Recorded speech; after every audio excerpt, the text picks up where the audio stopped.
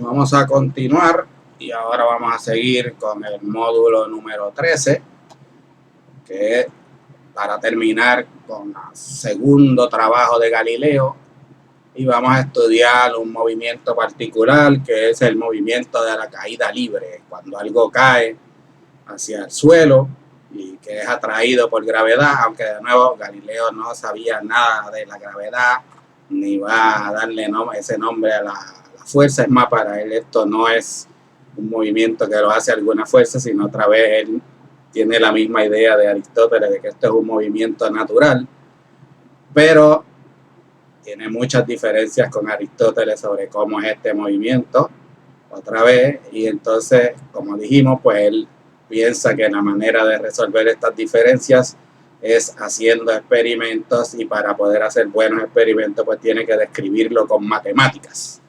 Y entonces pues va a empezar a describir el movimiento de forma matemática. Y la otra vez vimos pues cómo generalizar la descripción de movimientos en una dimensión, porque este de nuevo es el movimiento más común para nosotros los humanos en la Tierra, pero tiene el feature de que lo podemos describir con las herramientas que desarrollamos en el módulo anterior, porque es un movimiento otra vez en línea recta, o al menos parece ser en línea recta, cuando uno lo mira desde algún lugar fijo en la Tierra. Y entonces pues queremos de nuevo ver un poco cómo Galileo le mete mano a este problema. Particularmente van a ver que su gran problema aquí es que estos movimientos se tardan muy poquito tiempo. El tiempo de nuevo va a ser una de las variables o números más importantes en la descripción del movimiento, pero él no sabe cómo medir tiempos pequeños. No hay cronómetros, no hay relojes, y de nuevo los relojes que se usaban en su tiempo eran o relojes de arena, relojes de agua, que era dejar caer pues un poco de arena en un tubito, o como está ahí pues en un barril dejar caer un poco de agua, pero entonces tiene que buscar maneras de cómo medir cosas que sean un segundo, fracciones de segundo, y ese tiempo pues eso no se podía hacer. Van a ver que entonces va a tratar de usar movimientos repetitivos y va a tratar de usar cosas como el pulso o los péndulos, como hemos visto en varios de los laboratorios, pero luego él va a optar por un feature de las matemáticas, que usted puede hacer álgebra con las ecuaciones y sustituir una de las variables. Y entonces va a optar por eso como método de bregar con el problema. Amén de que entonces él entiende que las caídas es lo mismo que rodar hacia abajo cuando usted suelta algo desde un punto alto por una rampa o por un plano inclinado, y entonces pues de nuevo él va a usar esto porque el plano lo puede hacer bien largo, y si no le da mucha inclinación pues entonces esto se tarda bastante, y de nuevo pues puede hacer experimentos más confiables que si lo suelta simplemente y lo deja caer. Y entonces pues de nuevo vamos a ver cómo él propone su hipótesis sobre los movimientos de caída, cómo convierte esa hipótesis en matemática y cómo usa los argumentos y la lógica matemática para proponer experimentos que le permitan decir si está bien su teoría sobre las caídas o si el que está bien es Aristóteles. Y por eso queremos ver otra vez cómo caen los cuerpos, cuál es el rol de la cantidad que definimos anteriormente de la aceleración, porque va a decir que esto es crucial en las caídas libres, y esa va a ser esencialmente la naturaleza de su hipótesis. Vamos a ver lo que pasa cuando uno brega con el movimiento acelerado, y vimos otra vez el problema de las paradojas de que la aceleración se tiene que definir sabiendo la velocidad exacta en un momento, pero eso de nuevo matemáticamente está mal definido y lleva a argumentos que dicen que debiera haber una infinidad de instantes entre cualesquiera dos momentos de tiempo.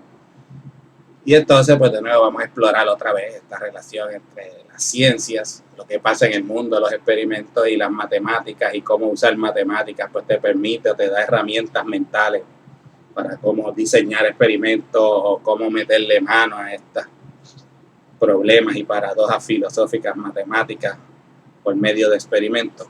Y este juego que es parte de la ciencia entre lo teórico y lo matemático y lo experimental o las cosas que pasan en el mundo y los datos que uno puede ver.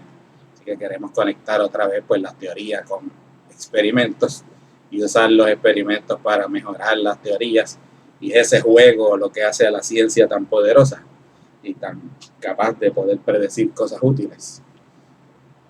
Así que pues en esta semana vamos a estudiar otra vez cuál es la hipótesis de Galileo sobre las caídas, y él va a argumentar que son movimientos que siempre tienen la misma aceleración todo el tiempo, pero no la misma velocidad, que según van cayendo van cada vez más y más y más rápido, pero que ese cambio de velocidad de nuevo va a ser siempre el mismo, y el mismo no solo en toda la caída, sino para todos los objetos, que todos los objetos tienen la misma aceleración de caída, y no importa cuánto pesen, ni qué forma tengan, ni de qué estén hechos, pues todos van a caer igual.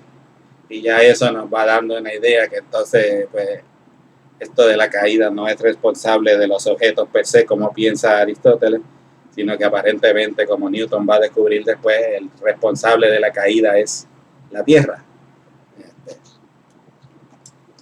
Pero de nuevo Galileo no va a decir de dónde viene esa aceleración, ni quién es el que está moviendo el objeto. De nuevo él piensa que las caídas son cosas naturales, pero la va a describir de manera matemática exacta.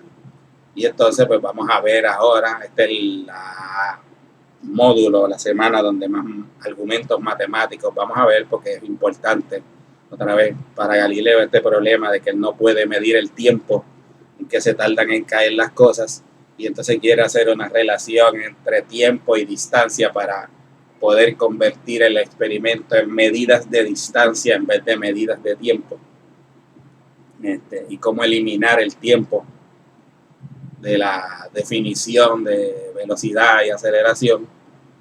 Y entonces para eso pues vamos a tener que usar un poco de análisis matemático y un poco de álgebra, pero de nuevo vamos a ir suavecito y vamos a ponerlo en claro lo que estamos haciendo.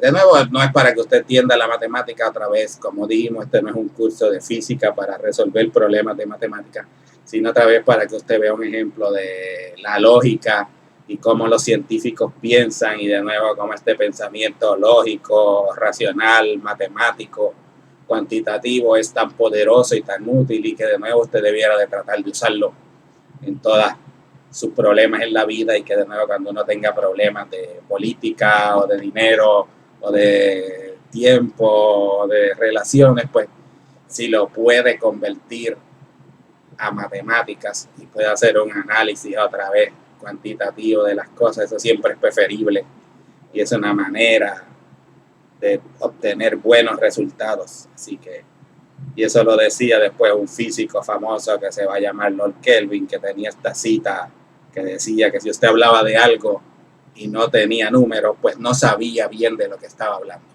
Que para entender bien algo, uno tiene que poder darle números y poder convertirlo perdón, en matemáticas y en números.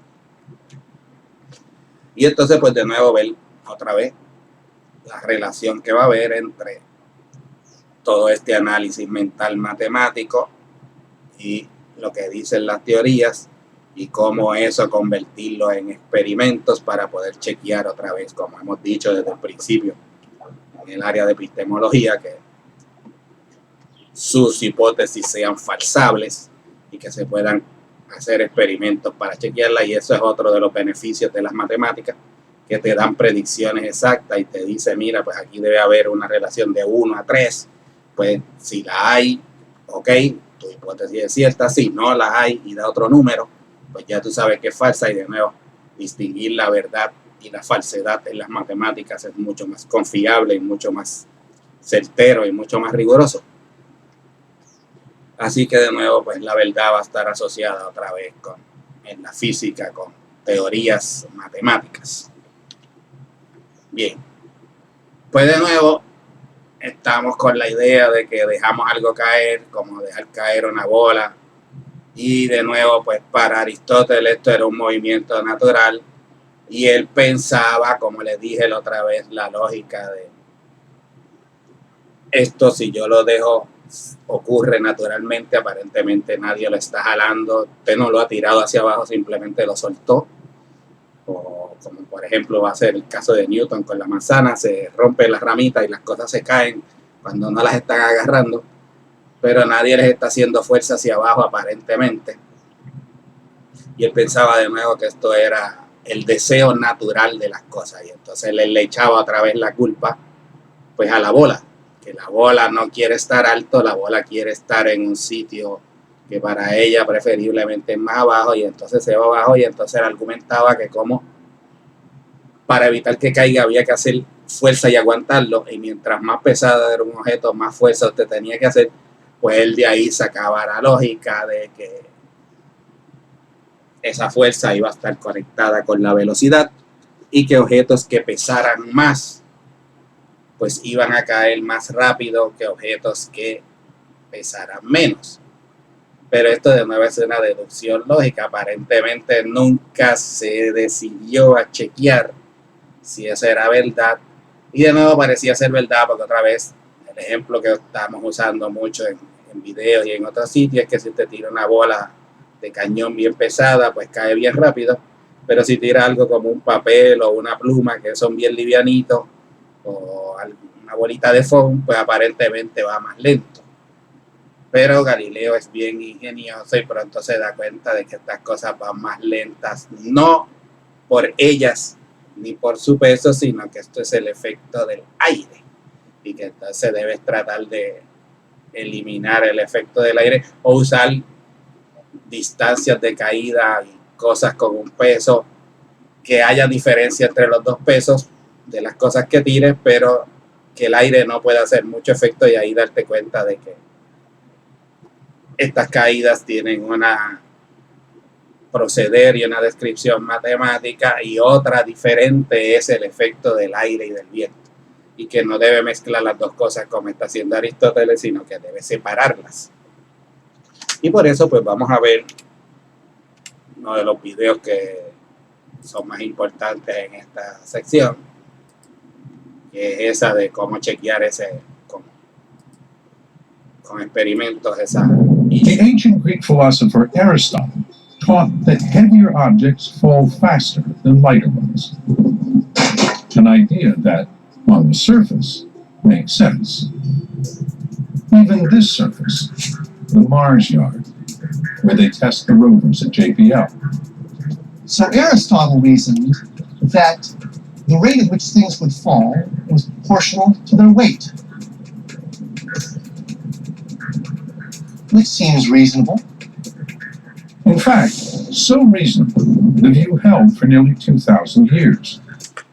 Y entonces él argumenta que esto es por el peso, que como esto es liviano se tarda poquito, y aquello como pesa mucho se tarda menos y va más rápido, y que si tararas algo todavía más pesado pues iría más rápido. Pero la argumentación de Galileo es que esto va lento, no porque esto quiera caer lento por ser liviano, sino porque al ir cayendo el aire le va a obstaculizar el paso y no lo deja caer. Y entonces después vamos a ver, él hace varios experimentos con las mismas cosas, tirándola con el aire, tirándola dentro de agua, tirándola dentro del aceite, y viendo que si hay un medio por el cual está cayendo, pues el medio puede hacer efectos que hagan que la caída sea más rápida o más lenta, y que de nuevo otra vez una cosa es el efecto del medio, del aire, de que caiga dentro de agua o que caiga por aceite, y otra es su tendencia natural a caer. Y entonces pues ahí es donde él dice que no, todas las cosas deben tener la misma tendencia a caer, no importa cuánto pesen, si uno tiene cuidado de eliminar o minimizar el efecto del aire. Until challenged in the late 1500s by Italian mathematician Galileo Galilei. Legend has it that Galileo dropped 2 different weight cannonballs from the Leaning Tower of Pisa. Well, we're not in Pisa. We don't have cannonballs. But we do have a bowling ball and a bouncy ball. Let's weigh them. First, we weigh the bowling ball. It weighs 15 pounds. And the bouncy ball weighs hardly anything. Let's drop them. According to Aristotle, the bowling ball should fall over 15 times faster than the bouncy ball. Well, they seem to Pero eso no es lo que parece. Y de nuevo, pues ahí vienen otras cosas que vamos a estudiar, como no solo debes averiguar cuál es el peso de lo que estás tirando, sino de qué altura lo vas a tirar y si eso tiene algún efecto. Si tirarlos de más alto hace que cambien las cosas, o si tirarlos de más bajito, si tirar cosas más pesadas cambia cómo caen las cosas versus cosas más livianas. De nuevo, cuál es el medio donde están cayendo, si está haciendo viento cuando lo estás tirando, y todas esas cosas van a tener mucho que ver, pero de nuevo no quiere como que separar los efectos de estas cosas y el efecto de cada una de estas cosas, y eso de nuevo es parte importante de la ciencia. Ser cuidadoso y entonces ir que las dos siempre se estén comparando cosas iguales, no comparar algo bien alto con algo bien bajito, o algo que es afectado grandemente por el aire versus algo que no lo es, y tratar de nuevo de que cuando hagas los experimentos y quieras medir el efecto de una de las cosas, pues que lo hagas con cosas comparables o considerables, que los experimentos deben ser bien cuidadosos y deben hacerse bien para solo medir el efecto de una de las variables que tú quieres estudiar. fall at the same rate. This isn't that high, though. Maybe we should drop them from higher.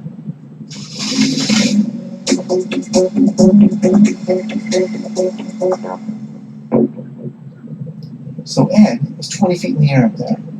Let's see if the balls fall at the same rate. Ready? 3, 2, 1, drop.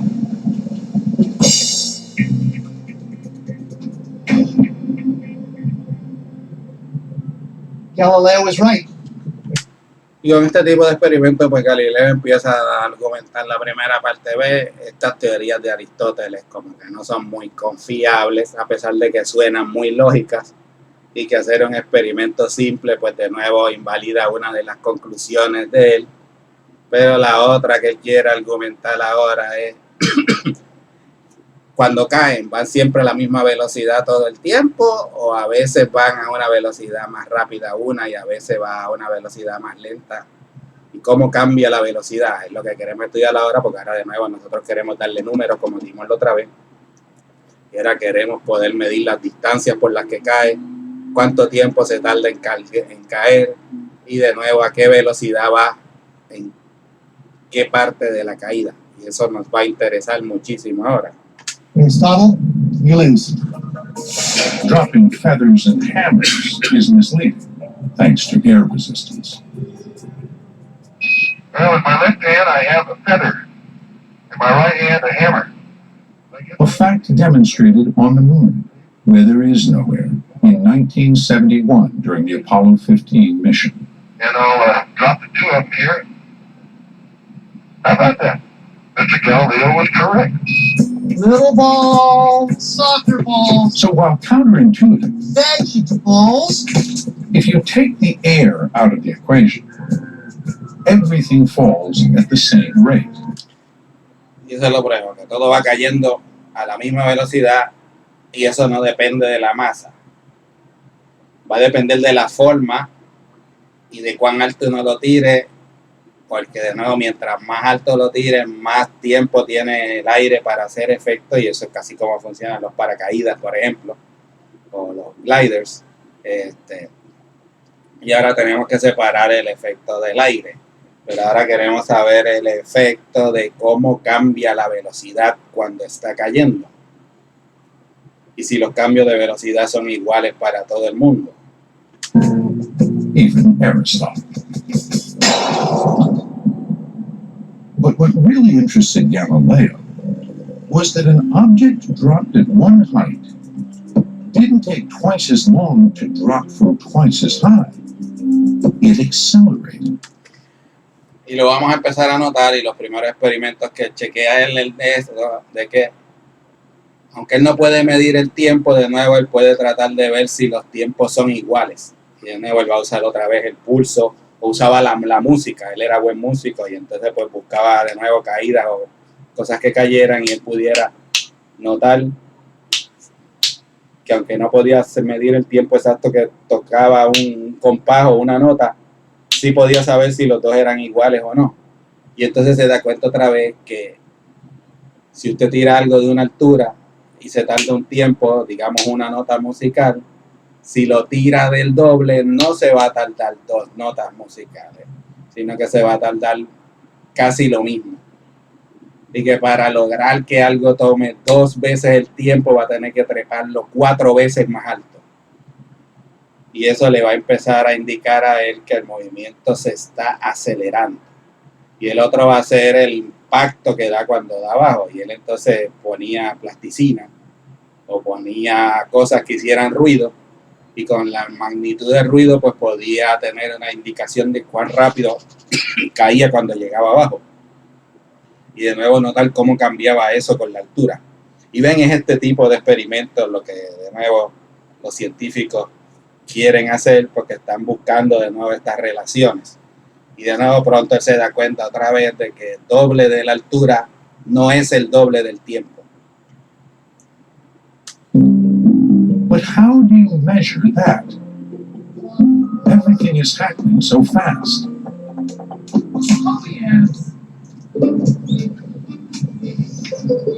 Galileo came up with an ingenious solution. He built a ramp, an inclined plane, to slow the falling motion down so he could measure. Y entonces una de sus ideas más ingeniosas pues va a ser decir, si yo dejo esto rodar hacia abajo por un plano inclinado, de nuevo el efecto es el mismo de ir desde un sitio alto hasta un sitio bajo, pero esto se tarda mucho más. Y de nuevo él está tratando de hacer que estudiar el mismo tipo de movimiento, pero tratando de ver cómo logra que el tiempo sea más largo otra vez, para que por lo menos él tenga chance de medirlo otra vez, ya sea con notas musicales o con el pulso, con un péndulo. Y otra vez, aunque él no sabe exactamente cuántos segundos pasaron, puede comparar que entre 2 movidas de péndulo, o entre 2 notas musicales, o entre 2 latidos del corazón está pasando al mismo tiempo. Y entonces de nuevo lo que va a tratar de ver es qué pasa en tiempos que son iguales cuando las cosas van cayendo. Pues vamos a seguir viendo cómo él usa los diferentes tiempos para entender cómo es la caída a través del plano. So we're going to use this ramp to find a relationship between distance and time. For time, I'll use an arbitrary unit, the Galileo. 1 Galileo. The length of the ramp that the ball rolls during 1 Galileo becomes 1 unit of distance. So we've got 1 unit of distance in 1 unit of time. Now let's try it for a 2 count. 1 Galileo, 2 Galileo.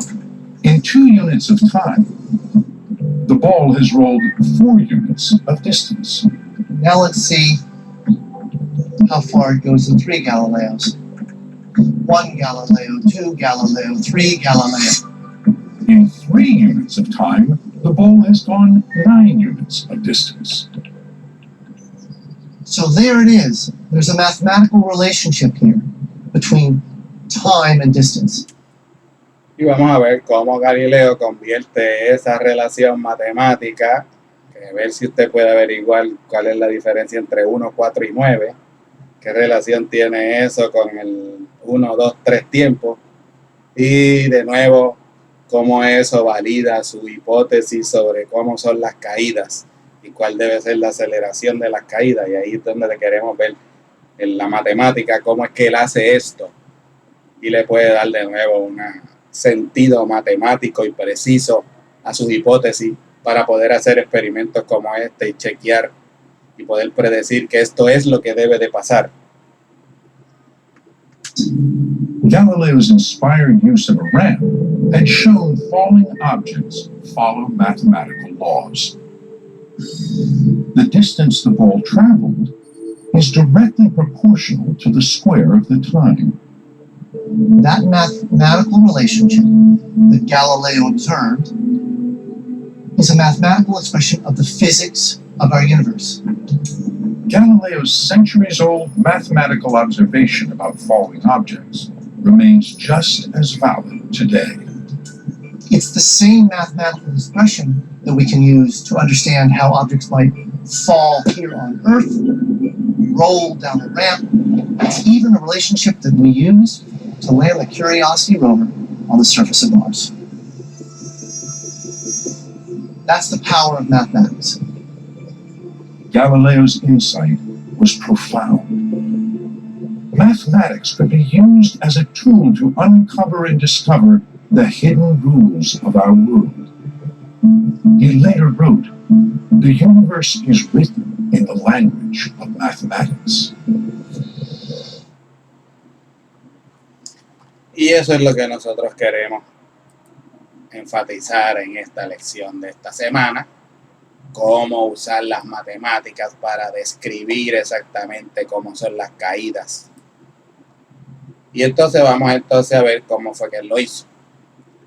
Y entonces pues queremos de nuevo ir de una hipótesis que él tiene de que todas las caídas tienen la misma aceleración, a cómo llegar a este experimento de que las cosas deben ser el cuadrado del tiempo y cómo yo hago un experimento para verificar esto. Y entonces pues para hacer la matemática y de nuevo los experimentos pues vamos a tener que usar otras deducciones que él sacó otra vez haciendo sus experimentos con planos, y una va a ser bien importante, que la velocidad al final cuando cae es siempre la misma, no importa si usted lo deja caer. Si usted lo deja caer por un plano bien inclinado como el rojo, si lo deja caer por un plano mediano como el violeta, o si lo deja caer por un plano bien largo como el amarillo, se va a tardar diferentes tiempos y por lo tanto va a tener diferentes aceleraciones, pero la velocidad al final siempre va a ser la misma. Y otra vez él chequeaba esto viendo el impacto que tenía la bola cuando llegaba al final, y que de nuevo el impacto siempre era el mismo, otra vez en todos, no importa cuál fuese el paso. Y además lo prueba usando otra vez el péndulo, de que si usted pone un péndulo pues podía hacer lo que se moviera por diferentes inclinaciones, y usar de nuevo la idea de que en el péndulo cuando usted lo mueve, pues por ejemplo si el punto desde donde sale el cordón es el A y la bolita está en la D, pues lo que esto va a hacer es ir bajando y cayendo. Y dice, esto es lo mismo que caer por una rampa o caer de nuevo en caída libre, es una caída hasta que llega a la parte más baja, que es la B, y ahí no puede caer más porque el cordón no lo va a dejar caer. Pero entonces cuando va por la parte B, Galileo argumenta, esto tiene cierta velocidad, se ha acelerado. Y entonces lo que va a hacer es que va a seguir por inercia otra vez, la idea de inercia de que esto se va a seguir moviendo solo, y se va a seguir moviendo y entonces va a empezar a subir. Y entonces él va a asociar subir con desacelerarse, como vimos cuando estábamos definiendo la inercia, que cuando va subiendo se va desacelerando. Y entonces se da cuenta otra vez de que una de las razones por las cuales él cree que la aceleración siempre es la misma es porque cuando usted suelta el péndulo, esto sube exactamente tan alto como de donde yo lo solté.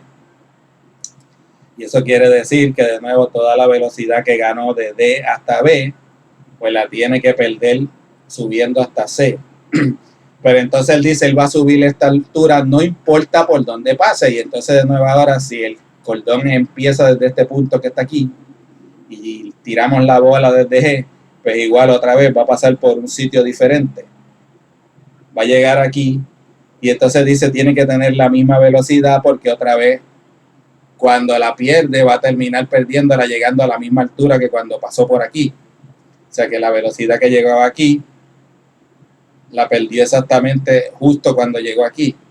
Y que si otra vez, si el cordón lo ponemos aquí, lo tiramos de bien alto, como quiera, va a tener esta caída. Cuando llegue aquí de nuevo tiene que tener la misma velocidad, porque de ahí va a volver a subir exactamente a la misma altura. Y entonces él dice, pues todas estas pasos o todas estas trayectorias terminan con la misma velocidad en la parte de abajo. Y entonces dice, pues si eso es verdad, y él argumenta, pues la razón otra vez en que cambia la velocidad tiene que ser la misma, y esa va a ser su hipótesis. Que cómo cambia de velocidad de aquí a aquí en este tiempo es lo mismo que cómo cambia de aquí a aquí, y que de nuevo esto era lo que antes nosotros vimos como el movimiento uniforme, que decía que pues, si usted iba siempre a la misma velocidad, pues siempre corría distancias iguales en tiempos iguales. Pues ahora él está diciendo, aquí no recorre distancias iguales en tiempos iguales, como estamos viendo. En tiempos iguales, pues vas a correr primero un poquito y después vas a correr mucho más y después vas a correr mucho más. Pero ahora está diciendo que la velocidad cambia de manera uniforme. Y que si uno hiciera una gráfica de velocidad con tiempo, pues debiera ser como la línea amarilla. Cada vez debo tener más velocidad y más velocidad y más velocidad.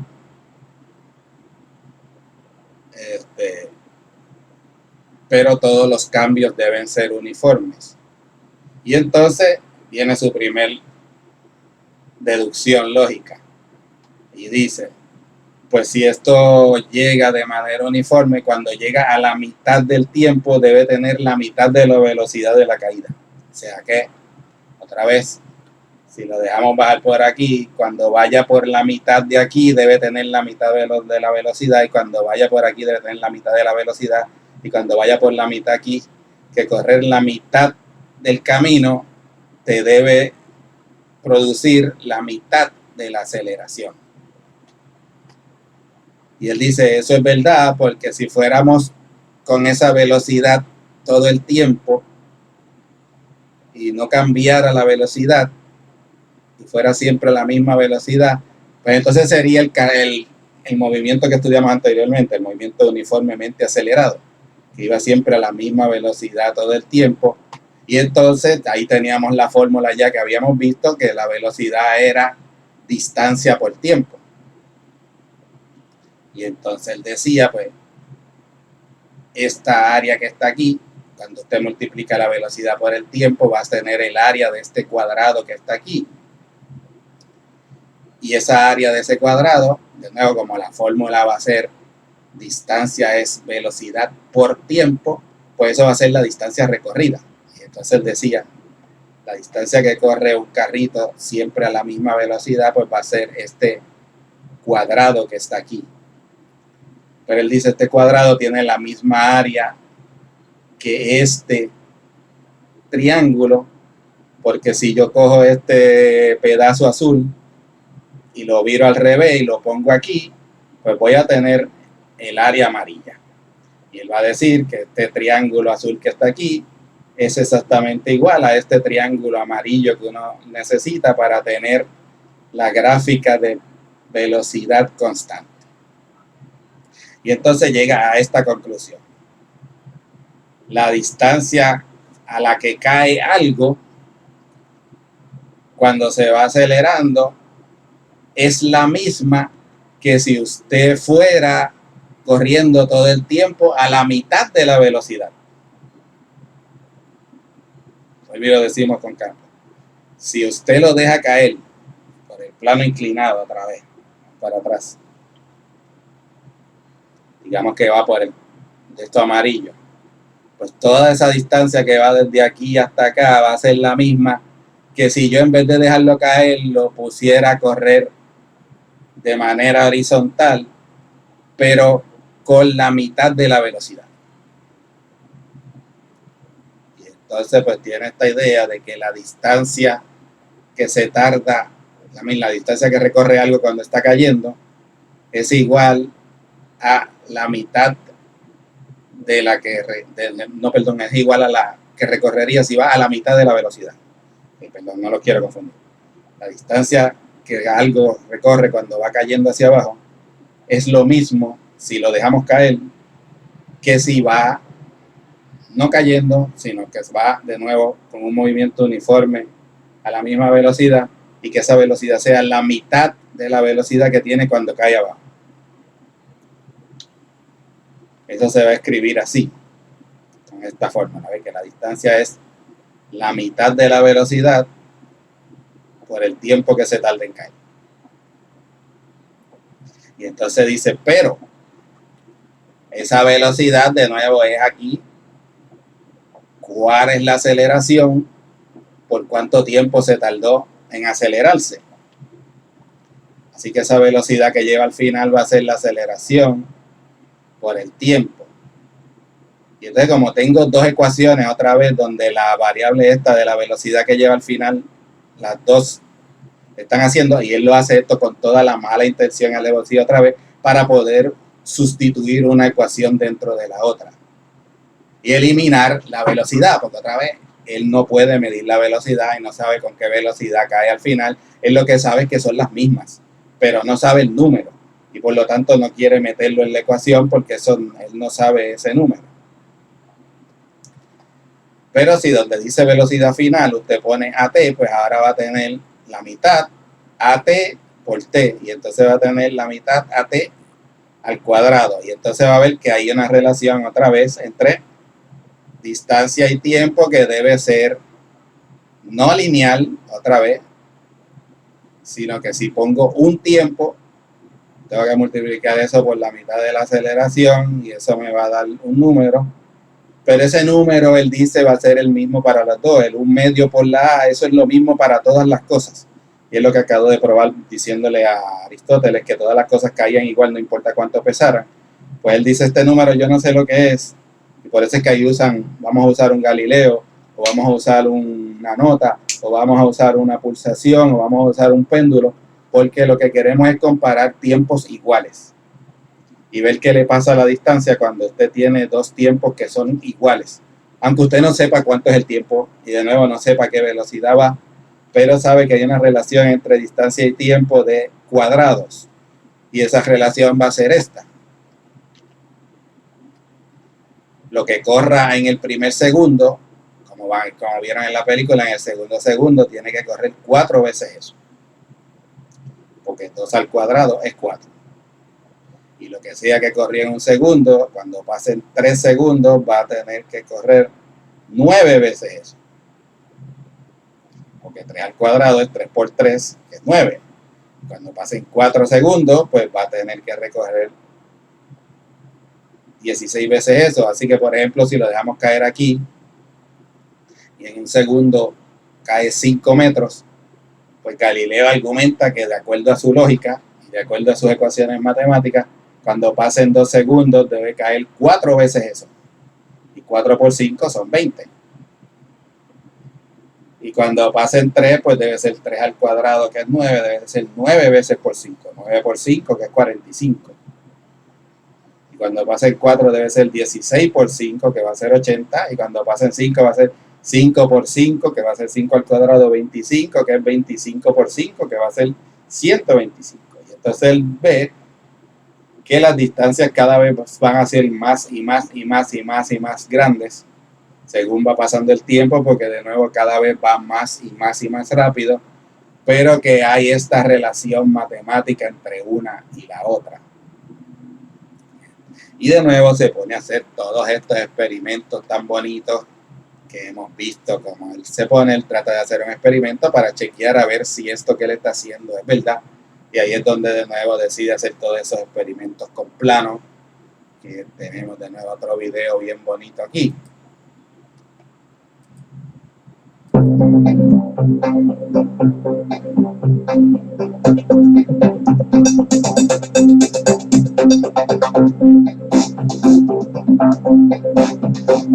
El año 2009 ha sido declarado internacionalmente como Año Mundial de la Astronomía, y esto es así porque se recuerdan y conmemoran los 400 años en que Galileo empezó a hacer sus primeras observaciones astronómicas. Pero no es menos importante ni para la historia de la ciencia sus estudios cinemáticos. Los estudios cinemáticos de Galileo son lo que hemos tratado de reproducir en esta experiencia.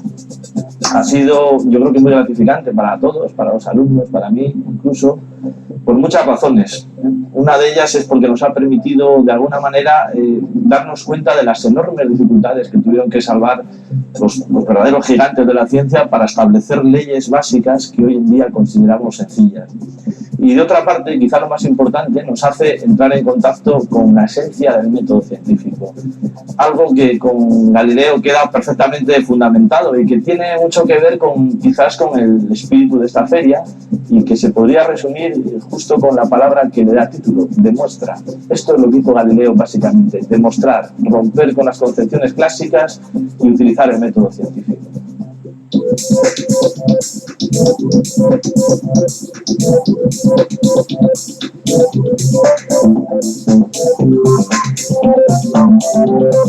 Y entonces usted va a tener que tener mucho cuidado primero a medir el tamaño del plano. Pero como le dije, eso se mide con una regla y lo puede hacer bien exacto. Y lo otro va a ser la inclinación, que son grados, que también se mide con un transportador y le podemos dar números exactos.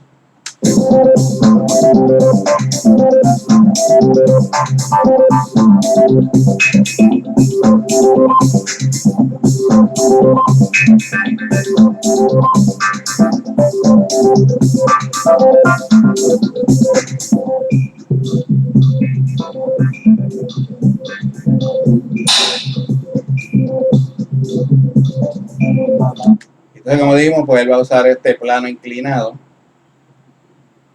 como stand-in o como algo relacionado a lo que le interesa, que es la caída libre, obviamente, pero no puede dejar, porque si deja caer la bolita se va a tardar de nuevo una fracción de segundo, y de nuevo comparar distancias con tiempo va a ser horrendamente difícil. Así que él se da cuenta que dejarlo rodar por un plano pues es análogo a lo que está pasando al caer, es decir, está yendo de un sitio alto a un sitio bajo. Al bajar se está acelerando, y se está acelerando porque quiere caer hacia abajo. Y entonces de nuevo, pues él dice, esto es más o menos como una caída, pero yo puedo hacerla de nuevo reduciendo la fricción del medio, haciendo bolitas perfectamente redondas, bien lisas, y de nuevo haciendo canalitas para que la bolita toque lo menos posible la superficie. Y otra vez evitar los efectos del aire y los efectos de la fricción.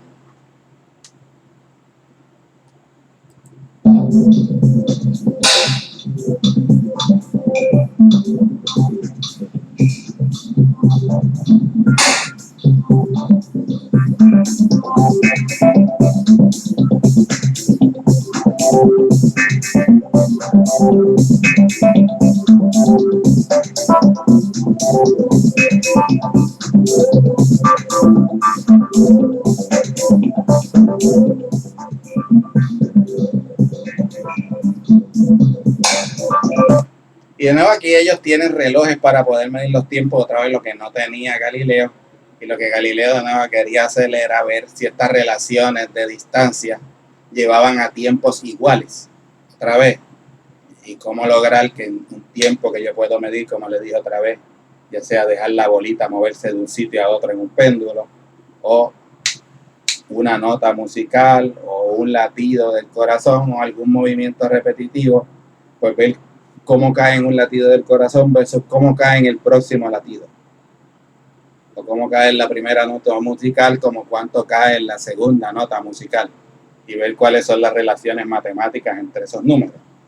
Y entonces lo que están haciendo aquí, que era lo que hacía Galileo, pues tratar de ver qué distancia lograba él tener para que pudiera comparar los tiempos y saber otra vez compararlos en decir que son iguales, aunque yo no puedo decirte cuánto tiempo es.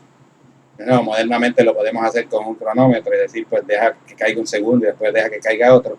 Él no podía hacer eso, y entonces lo que tenía que buscar era alguna manera de asegurarse que dos tiempos consecutivos fuesen iguales.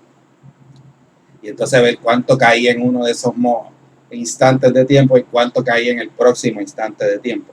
Porque esas son las cosas que él puede comparar si tiene el tiempo igual. Y de nuevo es lo que estoy diciendo, que es buscarle la lógica a cómo eliminar el tiempo de la ecuación y eliminar la velocidad de la ecuación, porque esos son números que él no puede calcular y él se da cuenta de nuevo que estos son números que para él son imposibles de medir y lo que sí puede medir es con una regla la distancia. Entonces está tratando de ver cómo convierte su relación en algo que yo pueda medir las distancias y que yo pueda saber que los tiempos son iguales.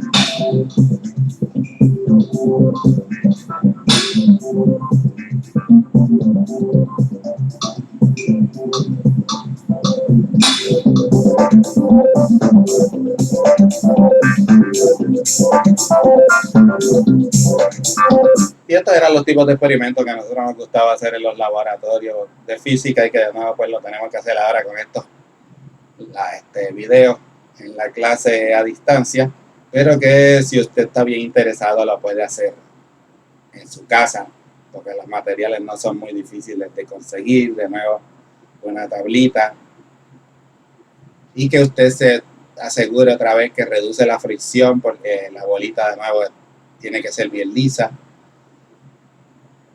que de nuevo la superficie no tenga asperezas, ni clavos, ni huecos, porque todo eso de nuevo te va a crear fricción y te va a afectar el resultado del experimento. Y de nuevo lo que ellos están tratando de hacer aquí otra vez, ver cuánto tiempo cae en una distancia versus cuánto cae en otro tiempo igual.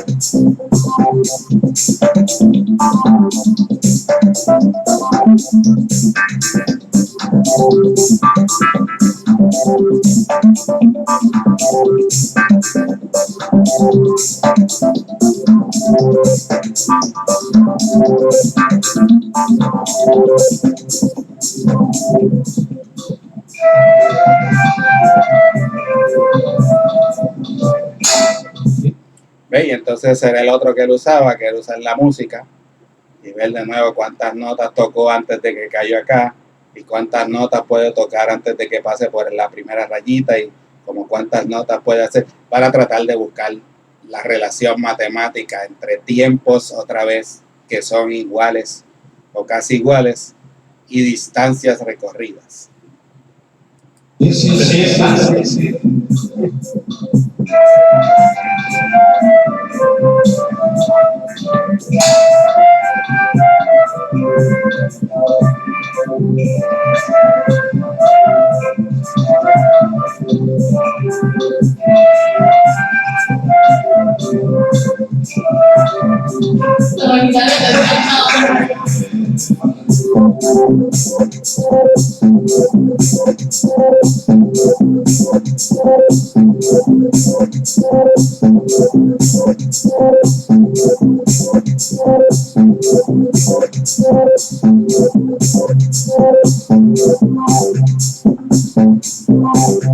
Y como les dije, otro reloj que usaba Galileo era el reloj de agua. Y entonces de nuevo pues van a tratar de medir como cuánta agua cae mientras la bolita va rodando por el plano.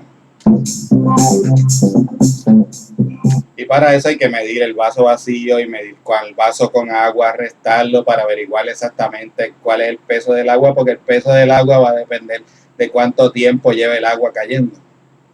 Y entonces va a haber una relación entre cuánta agua cayó y cuánto peso de agua hay en el vaso. Y de nuevo esto Galileo también lo usaba como reloj en sus experimentos.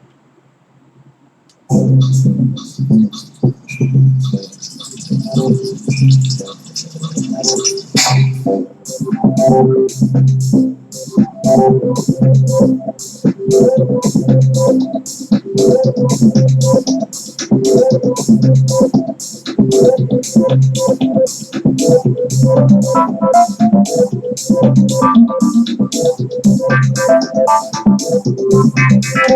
es este tipo de experimentos cuidadosos lo que de nuevo hace a los científicos tan exactos y tan poderosos, y de nuevo este método de Galileo pues puede probar exactamente lo que él quiere probar usando experimentos matemáticos. Y de nuevo pues esto es lo que él hace. Él se da cuenta entonces otra vez de que si eso cae como caídas que aumentan según el cuadrado, pues había una relación. Por ejemplo, si en el primer caía aquí, la segunda pues iba a caer 4, pero tenía que restarle lo que había caído la primera vez. Así que entre este y este la diferencia van a ser 3, ¿no? Entonces, bueno, si en el primer segundo cayó 1, en el segundo va a caer 4 menos el 1 que había caído en el primer segundo, que son 3. Y en el próximo espacio de tiempo, pues va a caer 9, pero a eso le tiene que restar los 4 de los 2 segundos anteriores, y esto va a ser una relación de 5. Y en el cuarto, pues de nuevo va a tener que caer 16, pero a eso le tiene que restar los 9 del anterior, y eso va a ser 7, y él se da cuenta de nuevo que hay una relación entre números impares. Lo que caiga aquí, el próximo debe caer 3 veces, en el próximo segundo debe caer 5 veces, en el próximo debe caer 7 veces, y ahí de nuevo pues esos son los tipos de experimentos que estaban haciendo, de que logres tener el mismo tiempo y ver si la relación entre un tiempo y el tiempo próximo es esta de números impares. Y si lo es, pues entonces estás probando que tu derivación es correcta. Y como tu derivación se basa en la aceleración constante, porque esto solo le pasa otra vez a cosas que tengan aceleración constante, pues pruebas tu hipótesis. Y es como una especie de pasaje. Si mi hipótesis es la aceleración es constante, si la aceleración es constante, todas las velocidades de caída deben de ser las mismas. Si todas las velocidades de caída son las mismas, todos deben tener la misma velocidad en la mitad. Si todos tienen la misma velocidad en la mitad, esa debe ser la misma distancia que corriendo todo ese tiempo con esta velocidad. Y si eso es verdad, pues todos los tiempos deben estar en relación a las distancias como cuadrados en el tiempo. Y si todas las cosas caen como cuadrados en el tiempo, pues deben tener una relación de números impares entre tiempos consecutivos. Vea que son varios pasos de lógica matemática que hicimos aquí, pero si uno es verdad, el próximo tiene que ser verdad, y si ese es verdad, el próximo tiene que ser verdad, y si ese es verdad, el próximo tiene que ser verdad. Así que si el experimento prueba que esto cae en números impares, pues pruebas la fórmula. Si pruebas la fórmula, pruebas esta derivación, y si pruebas esta derivación, pruebas tu hipótesis de que esto que dijiste sobre las velocidades es correcto. Entonces está probando con esta cadena de procesos lógicos y matemáticos. Y de nuevo, esta es la ventaja y la genialidad de Galileo, porque logra convertir un experimento que él sí puede hacer y puede chequear, ya de nuevo, ya sea como vimos ahí con la buscando notas iguales o buscando caídas de agua iguales. Él no sabe el tiempo, pero otra vez sabe que los dos tiempos que han transcurrido son iguales. Y entonces ve que la relación de las distancias es esta relación que sus ecuaciones predijeron. Y de nuevo, así Galileo demuestra que lo que él está diciendo es correcto. Y que así es que se debe hacer ciencia. Y entonces, pues de nuevo, Galileo logra probar con estos experimentos que su hipótesis de que las cosas caen con un movimiento acelerado es correcta. Y entonces de nuevo prueba que Aristóteles estaba mal, todas las cosas caen igual, no importa cuánto pesen, no importa cuán grandes sean, no importa de cuán alto se dejen caer, que todas esas variables no afectan el resultado. Y usted podía poner el plano de nuevo a diferentes inclinaciones y los resultados seguían siendo válidos. Las relaciones eran las mismas. Ponemos el cabid, que él lo sabe, porque otra vez eso depende de nuevo de que no haya fricción y no haya aire, y por eso el cuidado que tiene haciendo de que los experimentos se reduzca la fricción y se reduzca de nuevo el efecto del aire, y por eso no lo puede dejar caer de muy alto, a pesar de que aquí dice que no importa la distancia.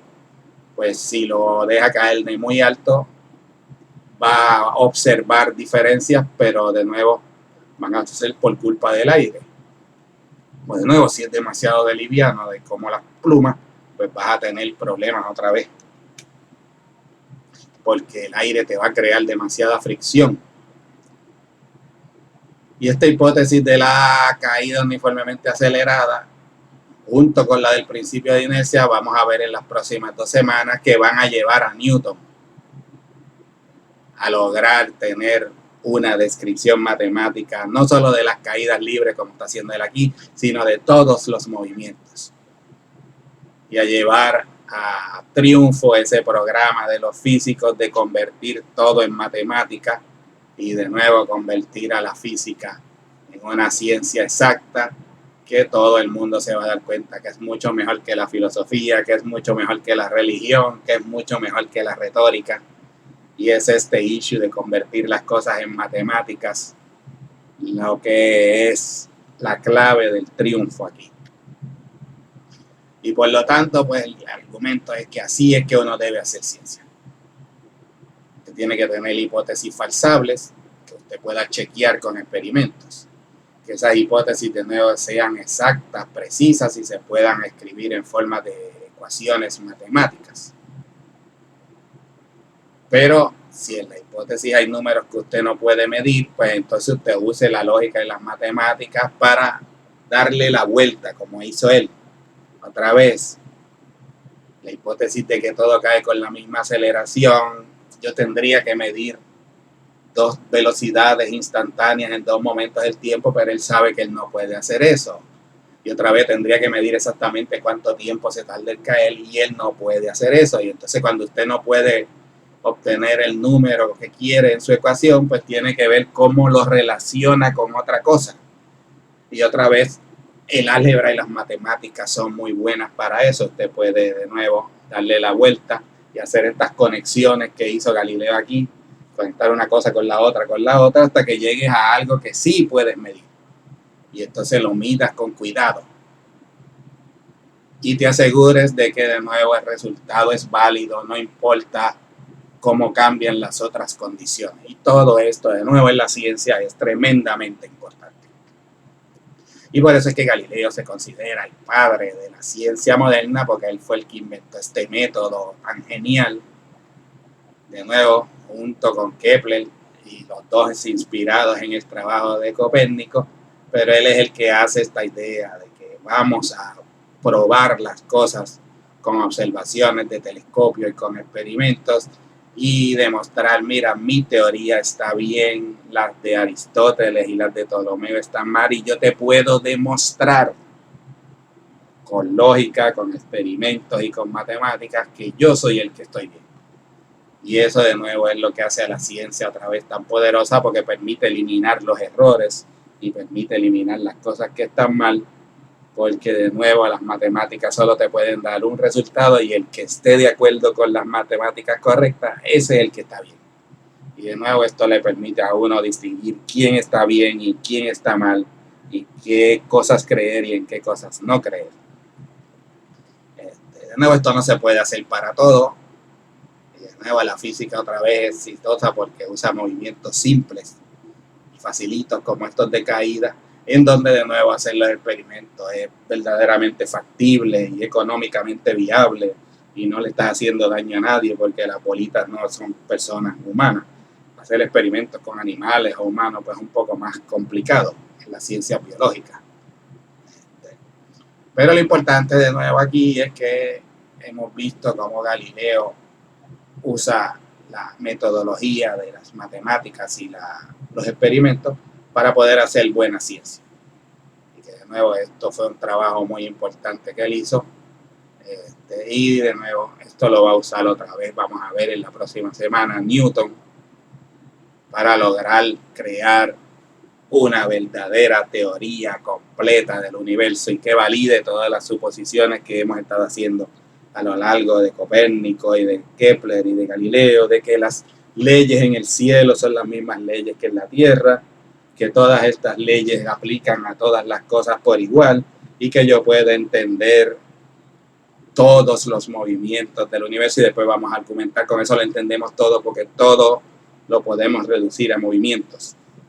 Y después con otra hipótesis importante que él tiene, que las cosas están hechas de átomos, pues vamos a ver que los colores son movimientos de la luz y que los sonidos son movimientos del aire y que las emociones son movimientos de electrones, de disparos entre neuronas en el cerebro y que usted todo lo puede reducir de nuevo a movimientos y matemáticas si lo examina cuidadosamente. Y eso de nuevo es lo que le va a dar a la ciencia otra vez el poder y la influencia tan grande que tiene en nuestros días. Bueno, pues vamos a parar ahora aquí con esto y terminaremos otra vez de estudiar lo que nos falta en las 2 semanas que quedan con el trabajo de Isaac Newton y cómo él hace sus leyes de movimiento, y estudiaremos entonces su gran aportación a la teoría de gravedad, que es el que trae la idea de que las cosas caen porque hay una fuerza de gravedad en la Tierra que las está jalando hacia abajo y que los planetas se mueven otra vez en estos círculos y en estas órbitas porque el Sol hace una fuerza de gravedad sobre los planetas y entonces lo pone todas las cosas en términos de estas fuerzas y estas leyes que regulan las fuerzas entre las cosas. Pero eso lo veremos en la semana que viene. Así que por ahora vamos a parar. Bye bye.